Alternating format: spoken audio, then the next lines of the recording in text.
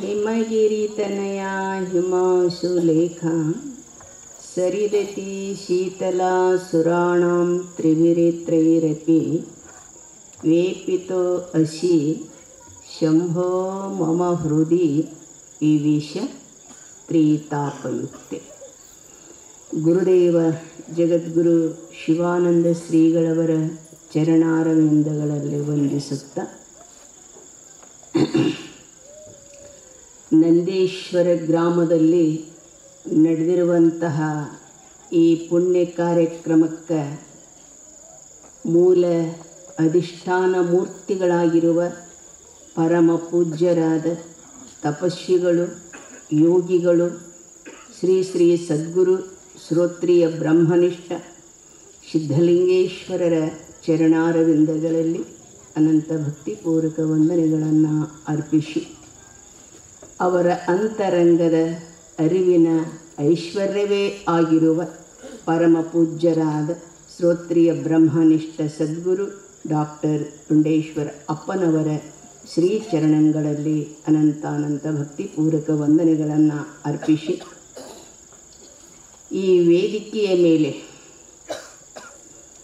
ಈಗಾಗಲೇ ಸದ್ಗುರು ಸಿದ್ಧಲಿಂಗೇಶ್ವರರ ಜೀವನ ಚರಿತ್ರೆಯನ್ನು ಆಧರಿಸಿ ಹಲವು ಮುಖದಲ್ಲಿ ಅವರ ಅನುಭವವನ್ನು ನೀಡಿರುವಂತಹ ನಮ್ಮ ಕೀರ್ತನ ಕೇಸರಿಗಳಿಗೂ, ಇದೀಗ ತಮ್ಮ ಅನುಭವವನ್ನು ಬಿತ್ತರಿಸಿದ ಬಸೈ ಅಜ್ಜನವರಿಗೂ, ಸಂಗೀತ ಕಲಾವಿದ ಬಳಗಕ್ಕೂ, ನಮ್ಮ ಪ್ರಭಣ್ಣವರಿಗೂ, ಹನುಮಂತಣ್ಣ ಸರ್ವ ಸಮಸ್ತ ಮಹಾದೈವಕ್ಕೂ ಶರಣಾರ್ಥಿಗಳನ್ನು ಹೇಳುತ್ತಾ, ನಮ್ಮ ಆಶ್ರಮದ ಸಾಧಕಿಯರಾದ ಶ್ರೀ ಮೈತ್ರಾದೇವಿಗೂ ಮಲ್ಲಮ್ಮನಿಗೂ ಶುಭವನ್ನು ಹಾರೈಸಿ, ಪ್ರಾಸಂಗಿಕವಾಗಿರುವಂಥ ವಿಷಯದಲ್ಲಿ ಇವಾಗ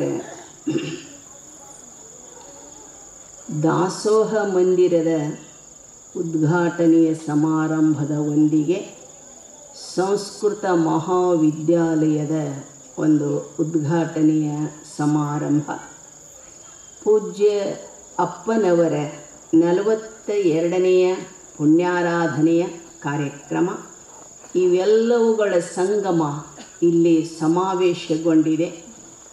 ಇದು ಸಾಮಾನ್ಯವಾಗಿರುವಂಥ ಮಾತು ಅಲ್ಲ. ಇದು ಯಾವುದೇ ಒಂದು ಕಾರ್ಯಕ್ರಮ ಅದು ತನ್ನಿಂದ ತಾನೇ ನಡಿಬೇಕಾದರೆ ನಾವು ನೀವೆಲ್ಲ ನಿಮಿತ್ತ ಮಾತ್ರ. ಅದರ ಹಿನ್ನೆಲೆ ಒಂದು ದಿವ್ಯ ಶಕ್ತಿ ಅಂತ ನಾವೇನು ಕರಿತೀವಲ್ಲ, ಆ ಶಕ್ತಿ ಯಾರ ಕಣ್ಣಿಗೂ ಕಾಣೋದಿಲ್ಲ, ಅದರ ಕೆಲಸ ಮಾತ್ರ ಮಾಡ್ತೈತಿ.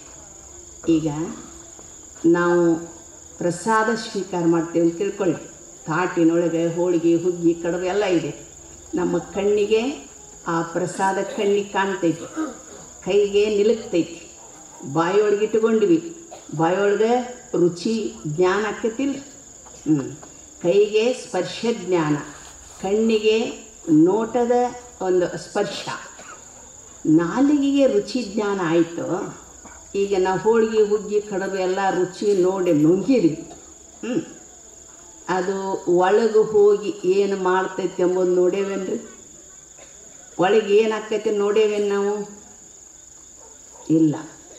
ಅದು ತನ್ನ ಕೆಲಸ ಒಳಗೆ ಮಾಡ್ತೈತಿ, ಏನೇನು ಮಾಡಬೇಕು ಎಲ್ಲ ಮಾಡ್ತೈತಿ. ಯಾವ ನರನಾಡಿಗಳಿಗೆ ಎಷ್ಟು ಅದನ್ನು ತುಂಬಬೇಕು ಶಕ್ತಿ ತುಂಬತೈತಿ, ಎಷ್ಟು ಅಂಶ ರಕ್ತ ಮಾಡಬೇಕು ಮಾಡ್ತೈತಿ, ಎಷ್ಟು ಅಂಶ ಹಿಪ್ಪಿ ಮಾಡಬೇಕು ಮಾಡ್ತೈತಿ. 72,000 ನಾಡಿಗಳಿಗೆ ಆ ಶಕ್ತಿಯನ್ನು ಹಂಚ್ತೈತಿ. ಇದನ್ನೆಲ್ಲ ಒಳಗೆ ಕುಂತು ಮಾಡೋರು ಯಾರು? ಒಬ್ಬಿರ್ಬೇಕಲ್ರಿ ಒಳಗೆ. ಒಬ್ಬಿರು ತನ್ನಿಂದ ತಾನಲ್ಲ ನಡೆಯೋದು. ನಮ್ಮ ಕಣ್ಣಿಗೆ ಕಾಣಂಗಿಲ್ಲ ಆ ಶಕ್ತಿ. ಹಾಲಿನೊಳಗಣ ತುಪ್ಪದಂತೆ, ಮರದೊಳಗಿನ ಮಂದಾಗ್ನಿಯಂತೆ, ಪಿಂಡದೊಳಗಿರುವ ಪರಮಾತ್ಮ ಕಣ್ಣಿಗೆ ಕಾಣದಂತೆ ಅಲ್ಲಿ ಕಾರ್ಯವನ್ನು ನಿರ್ವಹಿಸ್ತಾನೆ. ಹಂಗಾರೆ ಆ ಶಕ್ತಿ ಯಾರ ಕಣ್ಣಿಗೂ ಕಾಣುವುದಿಲ್ಲ, ಕೆಲಸ ಮಾತ್ರ ನಿಂತಿಲ್ಲ, ನಿಲ್ಲುವುದು ಇಲ್ಲ. ಪರಮಾತ್ಮ ಒಳಗೆ ತುಂಬಿಕೊಂಡಿದ್ದಾನೆ, ಎಲ್ಲರಲ್ಲಿ, ಸರ್ವರಲ್ಲಿ, ಸಮಸ್ತರಲ್ಲಿ, ಎಲ್ಲರಲ್ಲಿ ತುಂಬಿಕೊಂಡಿದ್ದಾನೆ. ನಾನು ಇದನ್ನು ಒಂದು ಕಡೆ ಹೇಳ್ತಿದ್ದೆ, ಎಲ್ಲರಲ್ಲಿ ಪರಮಾತ್ಮ ತುಂಬಿಕೊಂಡಿದ್ದಾನೆ, ಸರ್ವದರಲ್ಲಿ ತುಂಬಿಕೊಂಡಿದ್ದಾನೆ ಅಂತ. ಆದ್ರಾಗ ಆ ಒಬ್ಬ ಮನುಷ್ಯ ಮರುದಿವಸ ಆ ಮನುಷ್ಯಂದು ಆಪ್ರೇಷನ್ ಇತ್ತು. ಅವ ಡಾಕ್ಟ್ರ್ ಕಡೆ ಹೋಗಿದ್ದಾನ. ಡಾಕ್ಟರು, ನೋಡಪ್ಪ ನಿನ್ನ ಪಾಳಿ ಬಂದೈತಿ, ಈಗ ಆಪ್ರೇಷನ್ ಥಿಯೇಟ್ರಿಗೆ ತಯಾರಾಗಿ ಬಾ. ಆಯಿತು, ತಯಾರಾಗಿ ಹೋಗ್ಯಾನು. ಅವರು ಬೆಂಚಿನ ಮ್ಯಾಗ ಮಲಗಿಸ್ಯಾರ.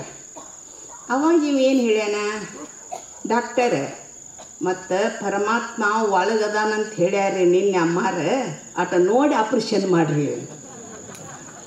ಒಳಗೆ ಕುಂತ್ಕೊಂಡ ಆಟ ನೋಡಿ ಆಪ್ರೇಷನ್ ಮಾಡಿರಿ. ಅವ್ರು ನಕ್ಕಾರ, ತಮ್ಮ ಏನು ಎಲ್ಲರಲ್ಲಿ ಎಲ್ಲದರಲ್ಲಿ ಪರಮಾತ್ಮ ತುಂಬಿಕೊಂಡಾನ ಅಂದ್ರೆ ನನ್ನೊಳಗೂ ಅದಾನ, ಮತ್ತು ಒಟ್ಟು ನೋಡಿ ಆಪ್ರೇಷನ್ ಮಾಡಿರಿ, ದೇವ್ರನ್ನ ಮಾಡಿಗಿಡಿರಿ ಮತ್ತು ಆಪ್ರೇಷನ್ನು ಅಂತ ಮುಗ್ಧವ ಅವರನ್ನು. ನಮ್ಮ ಕಣ್ಣಿಗೆ ಕಾಣದಂಗೆ ತುಂಬಿಕೊಂಡನವ. ಹಾಲಿನೊಳಗಣ ತುಪ್ಪದಂತೆ, ಮರದೊಳಗಿರುವ ಮಂದಾಗ್ನಿಯಂತೆ, ಪಿಂಡದೊಳಗಿರುವ ಪರಮಾತ್ಮ.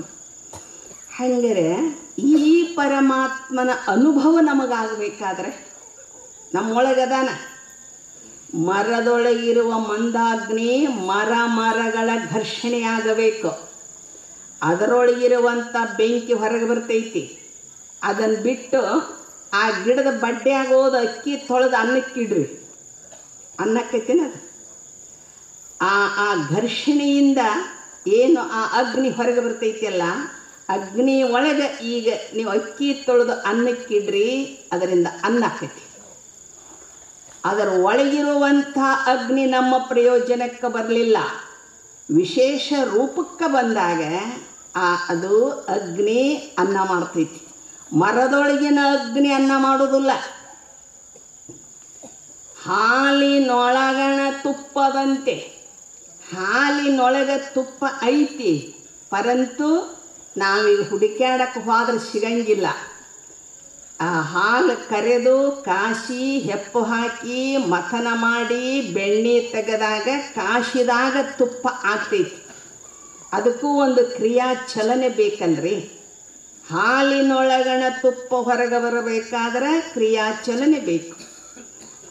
ಮರದೊಳಗಿರುವ ಅಗ್ನಿ ಹೊರಗೆ ಬರಬೇಕಾದ್ರೆ ಅದಕ್ಕೆ ಘರ್ಷಣೆಯ ರೂಪ ಚಲನ ಬೇಕು. ನಮ್ಮ ಒಳಗೆ ಪರಮಾತ್ಮ ಅದಾನ, ಎಲ್ಲರಲ್ಲಿ ಅದಾನ. ಅವನ ಪರಿಚಯ ನಮಗೆ ಆಗಬೇಕಾದ್ರೆ ಪರಿಚಯ ಮಾಡಿಕೊಡೋರು ಯಾರು? ಅವ್ವ ಅಪ್ಪ ಬಂಧು ಬಾಂಧವರು, ನಮ್ಮವರು ನಿಮ್ಮವರು, ಹತ್ತಿ ಹೊಂದಿದವರು ಯಾರೂ ಅಲ್ಲ. ನಮ್ಮೊಳಗಿರುವಂತಹ ಪರಮಾತ್ಮನ ಪರಿಚಯವನ್ನು ಮಾಡಿಕೊಡುವವನೇ ಸದ್ಗುರುನಾಥ. ಸದ್ಗುರುನಾಥನ ಸಹಕಾರವಿಲ್ಲದೆ, ಕರುಣೆ ಇಲ್ಲದೇನೆ ನಮ್ಮ ಒಳಗಿರುವ ಪರಮಾತ್ಮನ ಅನುಭವ ನಮಗ ಆಗಲಾರದು.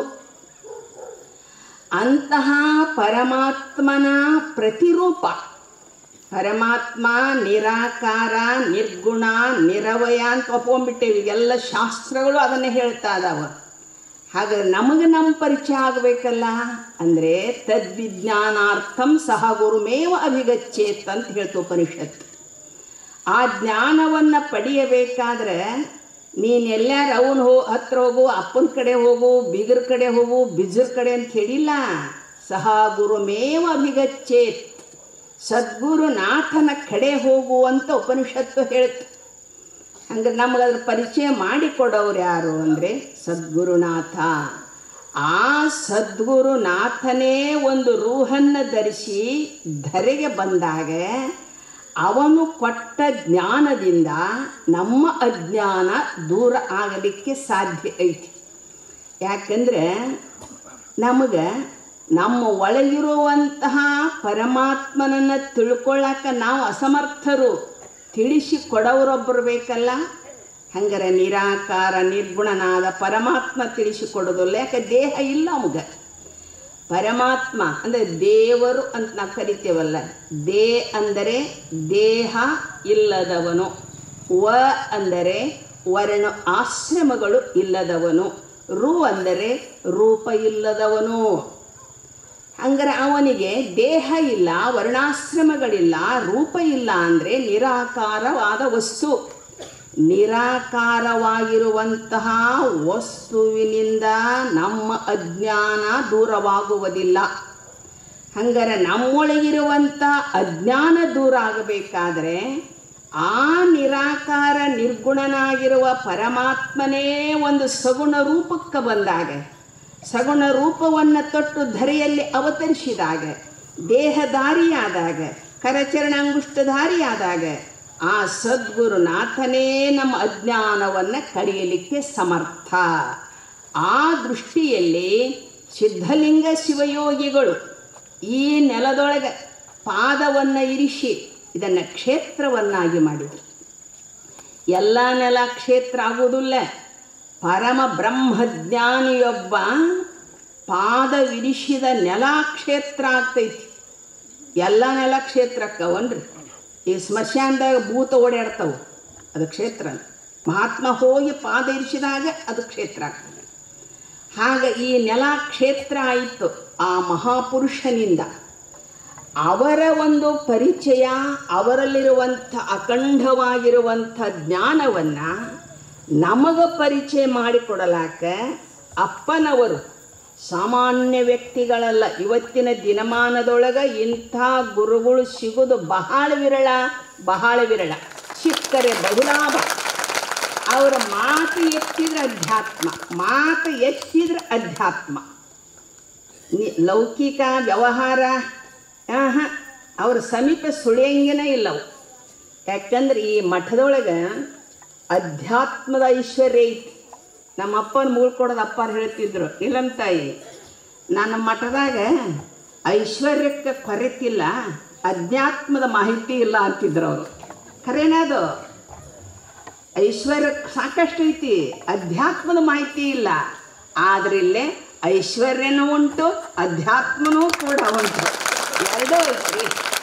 ಹಟ್ಟಿ ಬುತ್ತಿನೂ ಐತಿ, ನೆತ್ತಿ ಬುತ್ತಿನೂ ಐತಿ. ಇಲ್ಲಿ ಎಷ್ಟು ಚಂದ, ಏನು ವಾತಾವರಣ ನೋಡ್ಬೇಕಿದನ್ನೆಲ್ಲ. ನೋಡಿದರೆ ಏನಪ್ಪ, ಸಿದ್ಧ ಸದ್ಗುರುನಾಥ ಈ ರೂಪದಲ್ಲಿ ಬಂದು ತಾಯಿ ಅಂತಃಕರಣ ಎಷ್ಟು ದೊಡ್ಡದಿರ್ತೈತಲ್ಲ, ಗುರುವಿನ ಅಂತಃಕರಣ ತಾಯಿ ಅಂತಃಕರಣಕ್ಕಿಂತಲೂ ದೊಡ್ಡದು. ಯಾಕಂದರೆ ತಾಯಿ ಈ ಜನ್ಮ ಕೊಟ್ಟಾಳ, ಇದನ್ನು ಭೌತಿಕವಾಗಿರುವಂಥ ದೇಹವನ್ನು ಕೊಟ್ಟಿದ್ದಾಳೆ. ಸದ್ಗುರುನಾಥ ನರನಲ್ಲೇಳೋ ಬಾಲ, ವರಮಂತ್ರದ ಮೂಲ ಎಂದು ಮೇಲೆ ಎಬ್ಬಿಸುವವನು ಸದ್ಗುರುನಾಥ. ಅಂಥ ಪರಮ ಜ್ಞಾನವನ್ನು ಕೊಟ್ಟಿರ್ತಕ್ಕಂಥವರು ಯಾವಾಗ ಮಾತಾಡ್ರಿ ನೀವು, ಯಾವಾಗಲೂ ಅಧ್ಯಾತ್ಮದ ವಿಷಯ ಅದು ಸುಮ್ಮನೆ ಬರ್ತೈತೇನ್ರಿ. ಅವರ ನರನಾಡಿಗಳಲ್ಲಿ, ರಕ್ತದ ಧಮನಿಗಳಲ್ಲಿ ಆ ತಪಸ್ಸು, ಅಧ್ಯಾತ್ಮದ ಜ್ಞಾನ ತುಂಬಿಕೊಂಡೈತಿ. ಅದನ್ನು ಉಸಿರು ಬಿಡ್ತಾರೆ ಅವರು. ಸ್ವಾಚ್ಛ್ವಾಸದ ಕ್ರಿಯೆ, ಅವರು ಏನು ಉಸಿರು ಹೊರಗೆ ಹಾಕ್ತಾರ, ಉಸಿರು ತಗೊಂತಾರೆ. ಅಧ್ಯಾತ್ಮದ ವಿಚಾರವನ್ನು ಬಿಟ್ಟು ಇನ್ನೇನು ಲೌಕಿಕ ವಿಚಾರ ಇಲ್ಲ. ಇದನ್ನೆಲ್ಲ ಅಪ್ಪ ಅವ್ರು ಮಾಡಾಕತ್ಯಾರ. ಯಾರಿಗಾಗಿ? ನಮ್ಮ ಸಲುವಾಗಿ ಮಾಡಾಕತ್ಯಾರ, ಭಕ್ತರ ಸಲುವಾಗಿ ಮಾಡಾಕತ್ಯಾರ. ಅವ್ರಿಗೇನಿದ್ರ ಅವಶ್ಯಕತೆ ಇಲ್ಲ. ಅವರ ಮುಕ್ತಾತ್ಮರೇ, ಅವರ ಬದುಕು ಸಾರ್ಥಕ ಆಗಿಬಿಟ್ಟೈತಿ.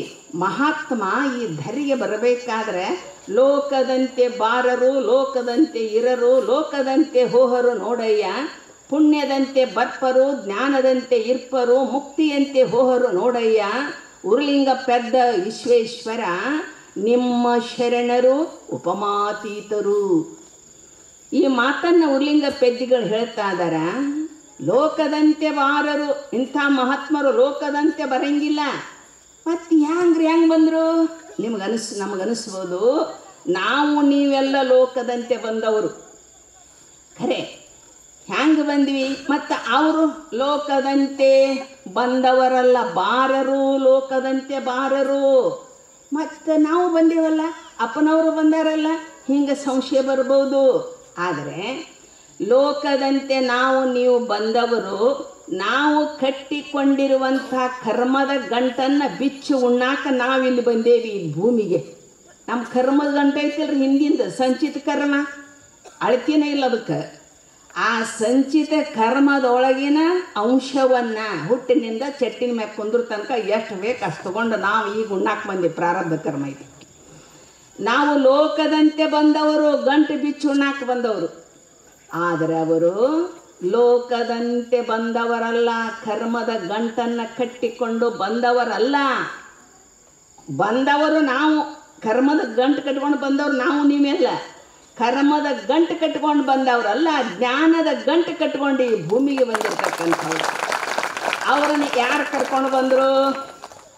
ಈಗ ನಮ್ಮನ್ನು ನಿಮ್ಮನ್ನು ಅವ್ವ ಅಪ್ಪ ಕರ್ಕೊಂಡ್ಬಂದಾರ ಇರಲಿ, ಅವರ ಮರ್ತ್ಯಲೋಕದ ಪುಣ್ಯವೇ ಅವರನ್ನು ಅವ್ಹ ಆಮಂತ್ರಣ ಕೊಡ್ತು. ಅವರಿಗೆ ಮರ್ತ್ಯಲೋಕದ ಪುಣ್ಯ, ಮುಕ್ಷುಗಳ ಪುಣ್ಯ ಧರೆಗೆ ಬರಬೇಕಂತೇಳಿದು ಈ ಪುಣ್ಯವೇ ಅವರನ್ನು ಆಹ್ವಾನ ಮಾಡಿತೋ ಏನೋ. ಲೋಕದಂತೆ ಬಾರರು, ಲೋಕದಂತೆ ಇರರು ನೋಡಯ್ಯ. ಲೋಕದವರು ಈಗೆಲ್ಲ ಅದೇ ಏನು, ಲೋಕ ಲೌಕಿಕ ನಮ್ಮದೆಲ್ಲ ಬದುಕು ಸೀಮಿತ. ಈ ಲೋಕ ಲೌಕಿಕದ ವ್ಯವಹಾರಕ್ಕೆ ನಮ್ಮ ಬದುಕು ಸೀಮಿತ ಆಗಿಬಿಟ್ಟೈತಿ. ಇದನ್ನೇ ಬದುಕು ಅಂತ ತಿಳ್ಕೊಂಡೇವಿ. ಈ ಬದುಕಿನ ಆಚೆ ಇನ್ನೊಂದು ಬದುಕು ಐತಿ ಅನ್ನುವಂಥ ಪರಿಜ್ಞಾನ ಇಲ್ಲ. ನಿಮಗೈತಿ, ನಂದೀಶ್ವರ ಗ್ರಾಮದ ಭಕ್ತ ಕೋಟಿಗೆ ಐತಿ. ಯಾಕೆ? ನಮ್ಮಪ್ಪರು ಹೊಡೆದು ಮೂರ್ತಿ ಕಟದ ಮೂರ್ತಿ ಮಾಡ್ಯಾರ. ನಿಮ್ಮನ್ನು ನಾನು ನಿಮಗೆ ಈ ಮಾತು ಹೇಳೋದಿಲ್ಲ, ಈ ಮಾತಲ್ಲ. ಭಾಳ ಜನರು ನೋಡ್ತೇವಲ್ಲ ಹೊರಗೆ ನಾವು ಈ ಲೌಕಿಕದ. ಅದಕ್ಕೆ ನಿಮಿಷವಹ ಈ ಬದುಕು ಕನಸಿನಂದರಿ, ಈ ಬದುಕು ಯುಗಮಿರ್ಪಂತೆ ಸಂಭ್ರಮ, ಯುಗಮಿರ್ಪಂತೆ ಸಂಭ್ರಮ. ಬದುಕು 1 ನಿಮಿಷದ್ದೈತೆ, ಸಂಭ್ರಮ ಎಷ್ಟೈತ್ರಿ ಅದಕ್ಕೆ? ನಿಮ್ಮ ಉಸಿರು ಹೋಗೋ ತನಕ ಸಂಭ್ರಮನ ಮಾಡೋದು. ಅದನ್ನು ವಿಸ್ತಾರ ಮಾಡೋದು ಮಗಾತ ಮೊಮ್ಮಗಾತ ಗಿರಿಮಮ್ಮಗಾತ ಮುಂದಿನ ಮೊಮ್ಮಗ. ಮೊನ್ನೆ ಪೇಪರ್ನಾಗ ಓದ್ತಿದ್ದೆ ಒಂದು, ಏನಂದ್ರೆ ಪ್ರಬಣ್ಣ, 7 ಜನ್ಮವಾದರೂ ನಾನು ಭಾರತದಲ್ಲಿನೇ ಜನ್ಮವೆತ್ತಬೇಕು ಅಂತ ಒಬ್ಬ ಭಾಷಣ ಮಾಡಿದಂತೆ. ಆವಾಗ ಒಬ್ಬ ಎದ್ದು ಕೇಳಿದಂತೆ, ಯಾಕ್ರಿ ಭಾರತವನ್ನು ಯಾಕೆ ಆರಿಸಿಕೊಂಡಿರಿ ಅಂತ. 7 ಜನ್ಮ ಹುಟ್ಟಿ ಬಂದರೂ ಇಲ್ಲೇ ಜನ್ಮ ತಾಳುತ್ತೇನೆ ಅಂತ ಯಾಕೆ ಹೇಳಿದ್ರಿ? ಅಲ್ಲ, 7 ಜನ್ಮ ಹುಟ್ಟಿ ಬಂದು ತಿಂದರೂ ಸವಿಲಾರ್ದಷ್ಟು ಗಳಿಸೇನಿ, ಅದಕ್ಕೆ ಇಲ್ಲಿ ಬರ್ತೇನೆ ಅಂತ. ಅವ ಪುಣ್ಯಾತ್ಮ. ತಿಂತಾವೇನು ಮಾಡ್ತೀರಿ ತಗೊಂಡವನ್ನ? ಲೋಕದಂತೆ ಇರರು. ಇದನ್ನು ವಿಸ್ತಾರ ಮಾಡಕ್ಕೆ ಹೋಗಲಿಲ್ಲ ಗುರುಗಳು, ಮಹಾತ್ಮರು.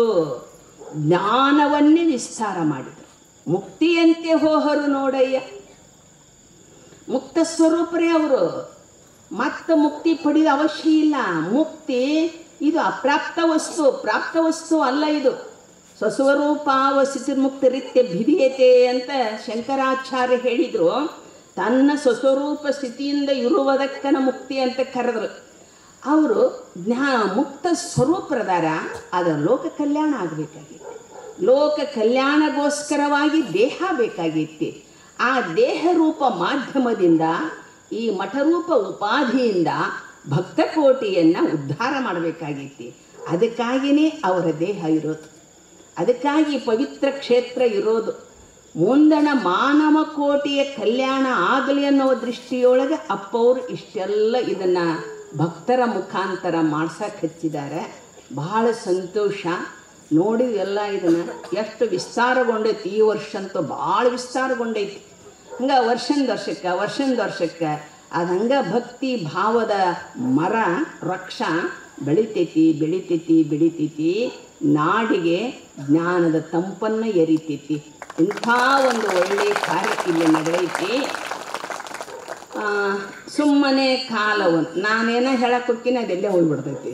ಸುಮ್ಮನೆ ಕಾಲವನ್ನು ಕಳೆದು ಸಾವುದು ಚಿತ್ತವೇ ಅಂದ್ರೆ ಒಂದ ಮಾತನ್ನ ಹೇಳಿಬಿಡ್ತೀನಿ. ಅದನ್ನು ಸುಮ್ಮನೆ ಎಂಬ ಶಬ್ದಕ್ಕೆ ಅರ್ಥ ಏನೋ, ನಾವು ಸುಮ್ಮನೆ ಅದೇವೇನ್ರಿ, ಹೊಲಕ್ಕೆ ಹೋಗ್ತೇವಿ, ದಗದ ಮಾಡ್ತೇವಿ, ಮನೆಗೆ ಬರ್ತೇವೆ, ದಗದ ಮಾಡ್ತೇವಿ, ಮತ್ತು ಇನ್ನೇನು ಸುಮ್ಮನೆ ಇಲ್ಲ ನಾವು ಯಾವ್ದಾರ ಒಂದಿದ್ರೆ ತೊಡಗೆ ಬಿಟ್ಟೇವಿ.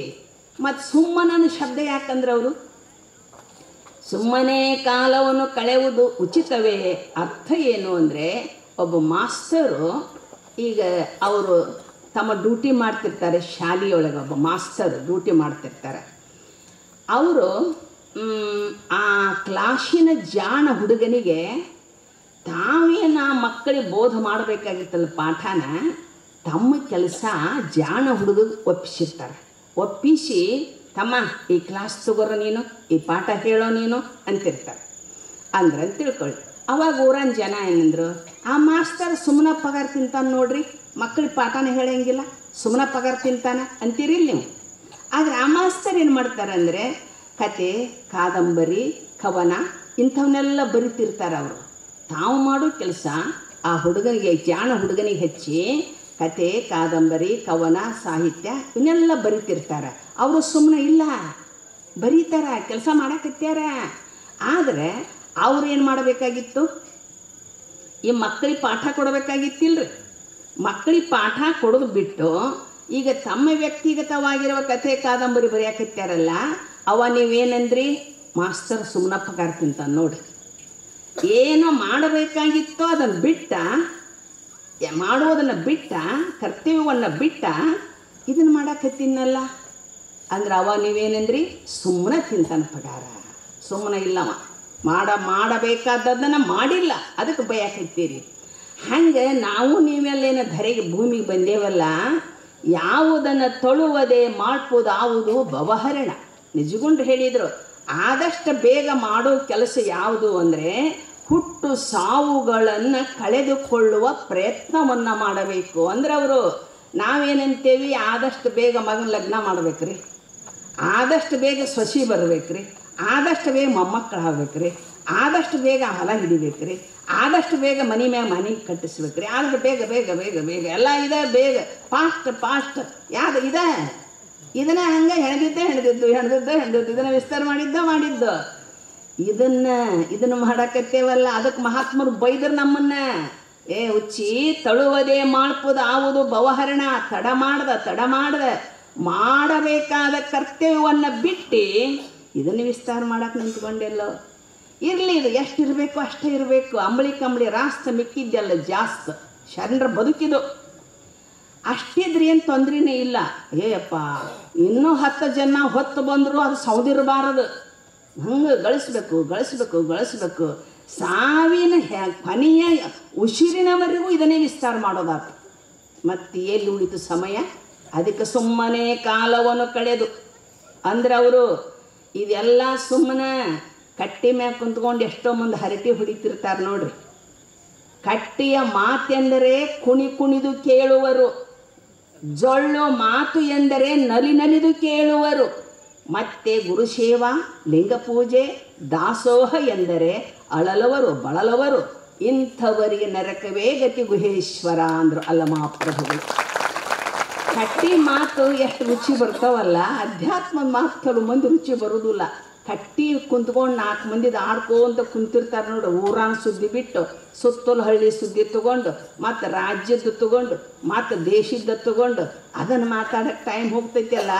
ಅದಕ್ಕೆ ಸುಮ್ಮನೆ ಕಾಲವನ್ನು ಕಳೆದು ಸಾಹುದು ಉಚಿತ. ಹಂಗೆ ಮಾಡೋ ಬೇಡ ಅಂದ್ರವರು.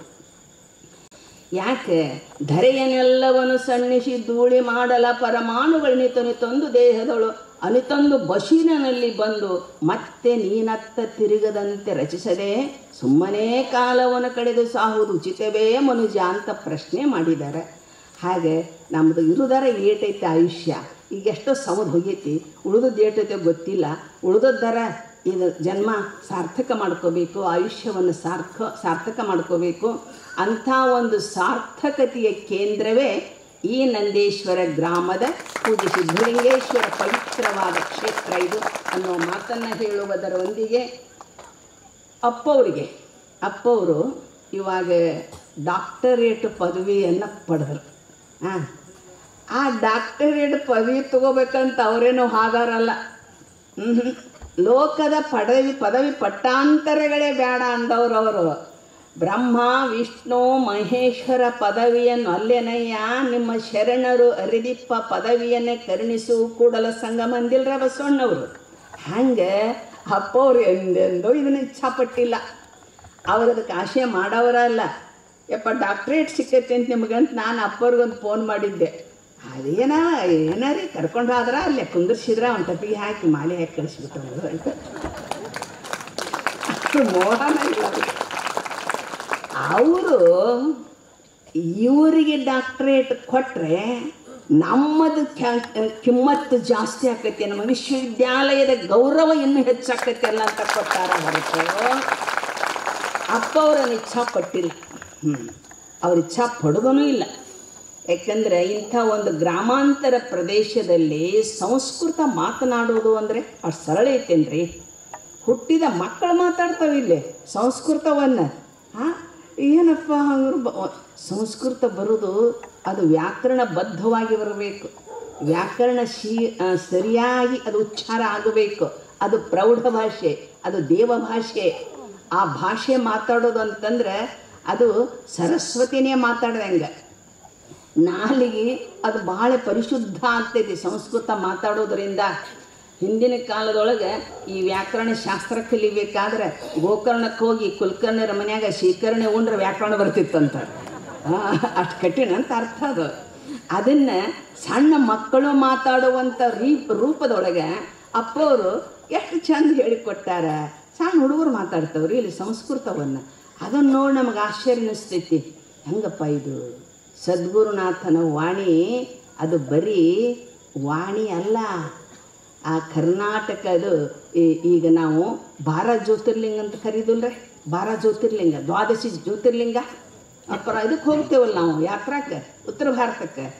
12 ಜ್ಯೋತಿರ್ಲಿಂಗ ದರ್ಶನ ಮಾಡಿಕೊಂಡು ಬಂದ್ವಿ, ಧನ್ಯರಾದ್ವಿ ಅಂತೀವಿ. ಆ ಜ್ಯೋತಿರ್ಲಿಂಗ ನಮ್ಮನ್ನು ಕರೆದು ಮಾತಾಡ್ಸವನ್ರಿ.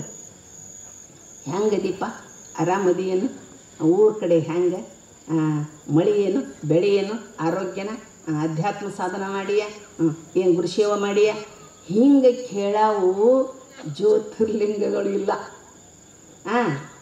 ನಮ್ಮ ಸುಖ ದುಃಖವನ್ನು ಕೇಳಿ ನಮ್ಮ ಭವದ ತಾಪವನ್ನೇ ದೂರ ಮಾಡುವಂತಹ ಮಾತನಾಡುವ ಜ್ಯೋತಿರ್ಲಿಂಗ ಪೂಜ್ಯ ಅಪ್ಪವರು. ಇದು ಜ್ಯೋತಿರ್ಲಿಂಗ. ಆ ಜ್ಯೋತಿರ್ಲಿಂಗ ನಮ್ಮ ಕೈ ಮಾಡಿ ಕರ್ದಾವ ನಾವು. ಇಂಥ ಜ್ಯೋತಿರ್ಲಿಂಗ ಶರಣರು ಮನದೆರೆದು ಮಾತನಾಡಿದರೆ ಲಿಂಗವನ್ನೇ ಕಾಣಬಹುದು. ಹೊಳಿ, ಹಳ್ಳ, ಸಮುದ್ರ ಬತ್ತಿದ್ರೆ ಗುಳ್ಳೆ ಹಳ್ಳ ಕೊಳ್ಳ ಬತ್ತಿದ್ರೆ ಗುಳ್ಳಿ ಗೊರಜು ಕಾಣ್ತಾವಂತ. ಸಮುದ್ರ ಬತ್ತಿದ್ರೆ ಮುತ್ತು ರತ್ನ ಕಾಣ್ತಾವಂತ. ಶರಣರ ಮನಸ್ಸು ಬಿಚ್ಚು ಮಾತಾಡಿದರೆ ಅಲ್ಲಿ ಜ್ಞಾನಲಿಂಗವನ್ನೇ ಕಾಣಬಹುದು ಅಂತ. ಹಂಗೆ ಅಪ್ಪವರ ವಾಣಿಯೊಳಗೆ ಸರಸ್ವತಿನೇ ಇಳಿದು ಬಂದಾಳ. ಆ ಸರಸ್ವತಿಯೇ ಈ ಮಹಾತ್ಮನ ನಾಲ್ಗಿ ಮ್ಯಾಗ ಕುಂತ್ರೆ ನನಗೆ ಮರ್ಯಾದೆ ಬರ್ತೈತೆ ಅಂತ ತಿಳ್ಕೊಂಡು ಇವ್ರ ನಾಲ್ಗಿ ಮ್ಯಾಗ ಬಂದು ಕುಂತಾಳ ಆಕಿ. ಇನ್ನು ಸಾಮಾನ್ಯರ ನಾಲ್ಗಿ ಮ್ಯಾಗ ಬಂದ್ರೆ ಹೆಂಗೆ ಆಕೈತದ ಅಂತಂದರೆ ಈ ಚರ್ಮದ ಚೀಲದೊಳಗೆ ತೀರ್ಥ ಹಾಕ್ರಿ. ಚರ್ಮದ ಚೀಲ ಇರೋದಲ್ಲ, ತೀರ್ಥ ಹಾಕ್ರಿ, ಒಂದು ದಿನ ಬಿಟ್ಟು ತೆಗೀರಿ, ಹಸಿ ಚರ್ಮ ಗೊಮ್ಮ ಅಂತ. ಹಂಗೆ ಕೆಲವು ನಾಲ್ಗೆ ಮ್ಯಾಗ ಸಂಸ್ಕೃತ ಬಂದ್ರೆ ಹಂಗಾಕೈತದ. ಪವಿತ್ರವಾಗಿರುವಂಥ ವಾಣಿಯ ಮೇಲೆ ಅವರ ನಾಲಿಗೆಯನ್ನೇ ಆಸನ ಮಾಡ್ಕೋಬೇಕಂತ ತಿಳ್ಕೊಂಡು ಆ ಸರಸ್ವತಿನೇ ಇಚ್ಛಾಪಟ್ಲ ಏನೋ ಆ ರೀತಿಯಾಗಿ ಸರಸ್ವತಿಯಲ್ಲಿ ನೆಲೆಸಿದಳು. ಆ ಬ್ರಹ್ಮವಿದ್ಯೆ, ಆ ಸಂಸ್ಕೃತ ವಿದ್ಯೆ ಅವರಲ್ಲಿ ಹರಿದು ಬಂದು ನಿಮ್ಮೆಲ್ಲರಿಗೂ ದಾರಿ ಎರೆದು ಬಿಟ್ಟಾರ. ಇದನ್ನು ನೋಡಿದರು ಧಾರವಾಡ ಯೂನಿವರ್ಸಿಟಿಯಲ್ಲಿ, ಬೆಂಗಳೂರು ಯೂನಿವರ್ಸಿಟಿ ಸಾಮಾನ್ಯನ್ರಿ. ಬೆಂಗಳೂರು ಯೂನಿವರ್ಸಿಟಿಯವರು ಇದನ್ನು ಗಮನಿಸಿ ಇವರ ವಿದ್ವತ್ತು, ಪ್ರತಿಭೆ, ಯಶಸ್ಸು, ಸಾಧನೆ, ಕೀರ್ತಿ, ರಚನಾತ್ಮಕ ವ್ಯವಸ್ಥೆ, ಅಧ್ಯಯನಶೀಲತೆ ಈ ಎಲ್ಲವನ್ನು ಗಮನಿಸಿ ಅಪ್ಪವ್ರಿಗೆ ಡಾಕ್ಟರೇಟ್ ಪದವಿ ಕೊಟ್ಟಿದ್ದಾರೆ. ಭಾಳ ಕಡೆ ಡಾಕ್ಟರೇಟ್ ಪದವಿ ತಗೋಬೇಕಂತ ಪಾಪ ಕಲಿತು ಓದಿ ಹಂಗೆ ಕುಂತ ತಗೊಂಡ ಸ್ವಾಮಿಗಳು. ಆದರೆ ಅಪ್ಪವ್ರಿಗೆ ಅವರೇ ಮುದ್ದಾಂ ಬಂದು ಇದನ್ನೆಲ್ಲ ನೋಡಿ ಸಂತೋಷಪಟ್ಟು ಇವರಿಗೆ ನಾವು ಈ ಪದವಿ ಕೊಟ್ಟರೆ ನಮ್ಮ ಯೂನಿವರ್ಸಿಟಿಯ ಒಂದು ಗೌರವ ಹೆಚ್ಚಾಗ್ತೈತಿ ಅನ್ನೋ ದೃಷ್ಟಿಯೊಳಗೆ ಈ ಪದವಿಯನ್ನು ಅಪ್ಪವರಿಗೆ ನೀಡಿದ್ದಾರೆ. ಆ ಪದವಿಯ ಮೋಹ ಅವರಿಗಿಲ್ಲ. ಆದರೆ ಅಪ್ಪವ್ರಿಗೆ ಪದವಿ ಬಂತಲ್ಲ ಅಂತ ನಮಗೆ ಅಭಿಮಾನ ಐತಿ, ನಮಗೊಂದು ಹೆಮ್ಮೆ ಐತಿ. ಅಪ್ಪವ್ರಿಗೆ ಪದವಿ ಬಂದು ನಮಗೆ ಬಂದಂಗಲ್ರಿ. ನಮಗೆ ಸಂತೋಷ ಆಗೈತಿ, ಭಾಳ ಸಂತೋಷ. ಅಪ್ಪ ಅವರ ಕೀರ್ತಿ ಪ್ರತಿಭೆ ಸಾಧನೆ ಬಹಳ ದೊಡ್ಡದು, ಬಹಳ ದೊಡ್ಡದು ಸಮಯ. ಯಾಕಂದ್ರೆ ಮುಂದೆ ತೋಟಕ್ಕೆ ಹೋಗೋರು ಇದ್ದೀರಿ ಅಂತ, ಭಾಳ ದೂರಿಂದ ಬಂದವರು ಇದ್ದೀರಿ. ನಾಳೆ ಸಮಯ ಸ್ವಲ್ಪ ಹೆಚ್ಚು ಕೊಡ್ರಿ ಪ್ರಮಾಣ. ಇವಾಗ ಮುಂದೆ ಅಪ್ಪ ಅವರ ಆಶೀರ್ವಚನ ನೀಡೋರದಾರ, ಅವರ ಆಶೀರ್ವಚನ ನಾವೆಲ್ಲ ಕೇಳೋಣ ಅಂತ ಹೇಳ್ಕೊಂಡ್ಬಿಟ್ಟು ಇವತ್ತಿನ ವಿಷಯದ ಮೇಲೆ ಸ್ವಲ್ಪ ಸಮಯ ತಗೊಂಡದ್ದಾಯಿತು. ನಾಳೆ ಮತ್ತೆ ಸಮಯವನ್ನು ಸ್ವಲ್ಪ ವಿಸ್ತರಿಸ ಮಾಡೋಣ ಅಂತ ತಿಳ್ಕೊಂಡು ಹೇಳಿಬಿಟ್ಟು ಅಪ್ಪ ಅವರ ಅಂತಃಕರಣ ಆಶೀರ್ವಾದ ಯಾವಾಗಲೂ ನಮ್ಮ ಮೇಲೆ ಇರಲಿ ಅಂತ ತಿಳ್ಕೊಂಡು ಆಶಿಸಿ ಈಗ ಮುಂದಣ ಸಮಯವನ್ನು ಪೂಜ್ಯ ಅಪ್ಪ ಅವರಿಗೆ ಬಿಟ್ಟುಕೊಡೋಣ ಅಂತ ಹೇಳಿ ಈ ಎರಡು ಮಾತಿಗೆ ನಾವು ವಿರಾಮ.